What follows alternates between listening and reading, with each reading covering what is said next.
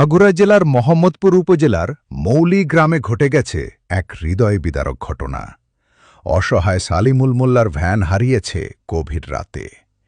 যার একমাত্র উপার্জনের পথ ছিল এই ভ্যান গাড়ি, সেটি চুরি হয়ে গেছে দুর্বৃত্তদের হাতে। আমার নাম হচ্ছে মোহাম্মদ সালিমুল মোল্লা। আমি বিশাল গরিব মানুষ।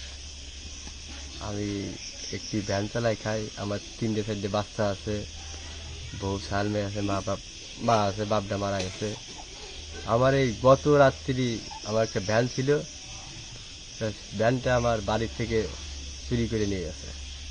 জানা গেছে রাত আনুমানিক 1টা থেকে 2টার মধ্যে বাড়ির উপর থেকে ভ্যানটি চুরি করে নিয়ে যায় চোরেরা। সালিমুল মোল্লার ভ্যানটি একটি আম গাছের সাথে 3টি তালা দিয়ে আটকানো ছিল, কিন্তু দুর্বৃত্তরা তালা ভেঙে শেষ সম্বলটুকুও নিয়ে যায়। সালিমুল মোল্লা এখন দিশেহারা।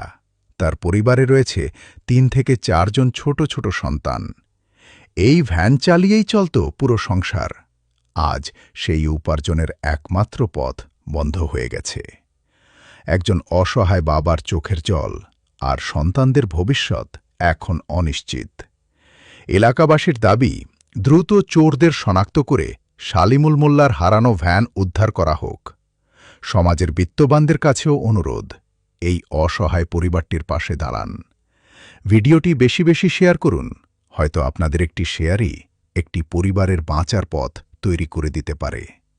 মানবতার হাত বাড়িয়ে দিন। সালিমুল মোল্লার হারানো ভ্যান ফিরিয়ে দিতে সহযোগিতা করুন।